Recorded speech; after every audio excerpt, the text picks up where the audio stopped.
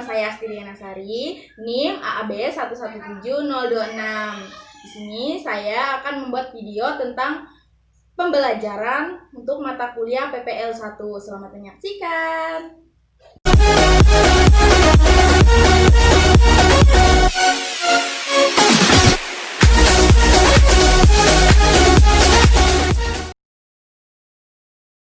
Selamat pagi anak-anak. Pagi, Bu. Bagaimana kabar kalian hari ini? Baik, Bu. Ya, sebelum kita memulai pembelajaran kita pada hari ini, alangkah baiknya kita berdoa menurut agama dan kepercayaan kita masing-masing. Ketua kelasnya siapa? Saya, Bu. Ya, Adek silahkan memimpin doa untuk kita hari ini. Sebelum kita memulai pelajaran kita pada pagi hari ini, alangkah baiknya kita berdoa sesuai kepercayaan kita masing-masing. Berdoa dimulai.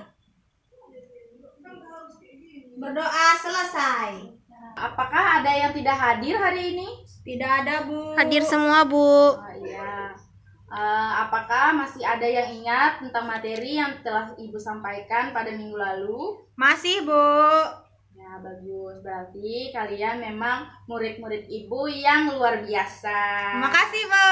Ya, jangan lupa belajar terus supaya menambah pengalaman, pemahaman, dan pengetahuannya biar lebih mendalam, lebih bagus. Ya. Iya, Bu.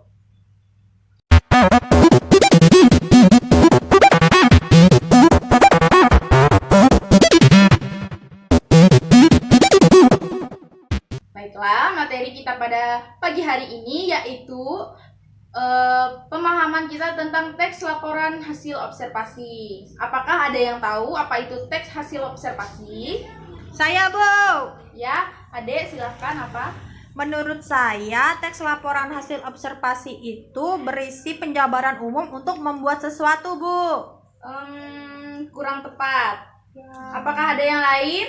Saya, Bu. Ya, Mutia silahkan.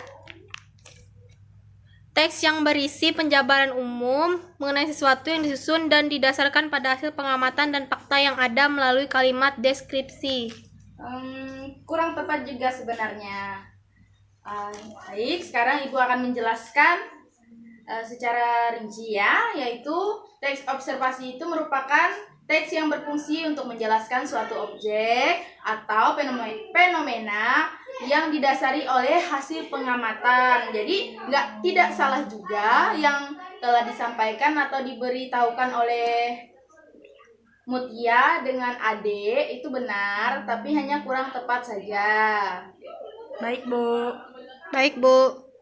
Baik, di dalam teks observasi atau teks laporan hasil observasi itu terdapat struktur isi teks laporan hasil observasi. Apakah ada yang tahu? Saya, Bu. Ayo, Siti.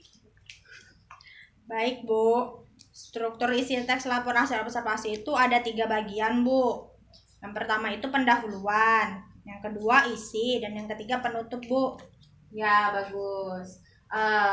Ya, benar apa yang dikatakan oleh Siti, bahwa dalam struktur isi teks tersebut terdapat 3 bagian, yaitu pendahuluan yang di dalamnya berisikan tentang penjelasan umum atau klasifikasi atau definisi umumnya. Kemudian di dalam isi terdapat 3 struktur, yaitu definisi umum, definisi bagian, dan definisi manfaat. Kemudian di dalam penutup yang terdapat yaitu kesimpulannya.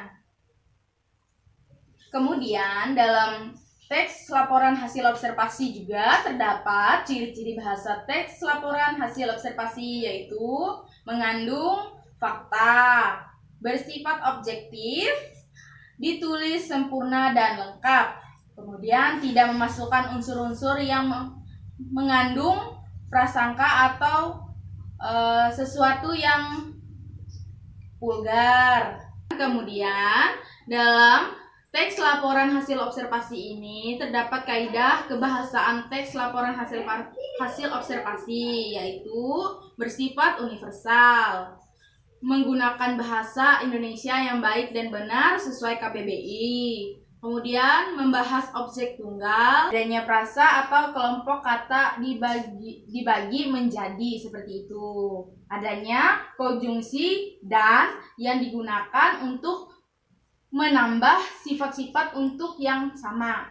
Teks laporan hasil observasi ini juga terdapat langkah-langkah penyusunan teks laporan hasil observasi, yaitu melakukan observasi objek penelitian yang akan dijadikan judul laporan, kemudian menentukan judul laporan yang baik dan benar sesuai dengan pengamatan, kemudian menyusun kalimat pembuka, menyusun isi yang berisi gagasan atau ide pokok yang didasarkan dengan alasan terhadap hasil pengamatan tersebut, kemudian menulis kalimat penutupnya. Jadi seperti itu.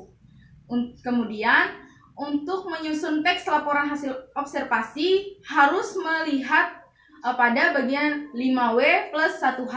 Dalam penulisan teks hasil observasi juga terdapat syarat untuk membuatnya, yaitu objek yang akan diamati harus menarik, objektif, disusun secara sistematis, dapat dipertanggungjawabkan kebenarannya, kemudian menggunakan bahasa yang efektif dan logis.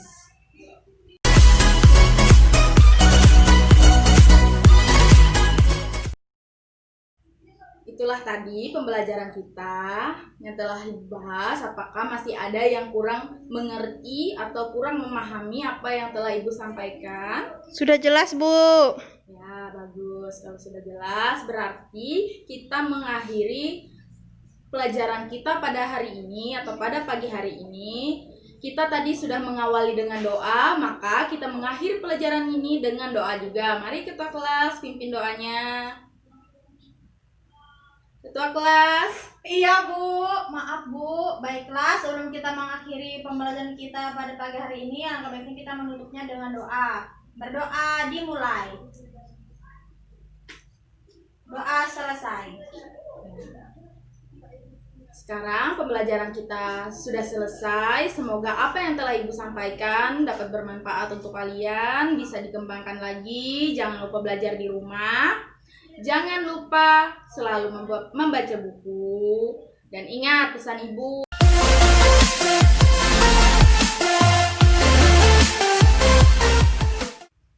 Itu dia tadi video tentang pembelajaran dari saya untuk mata kuliah PPL 1. Semoga bermanfaat, dan jika ada kekurangan dan kesalahan dalam pembuatan video, saya mohon maaf. Terima kasih.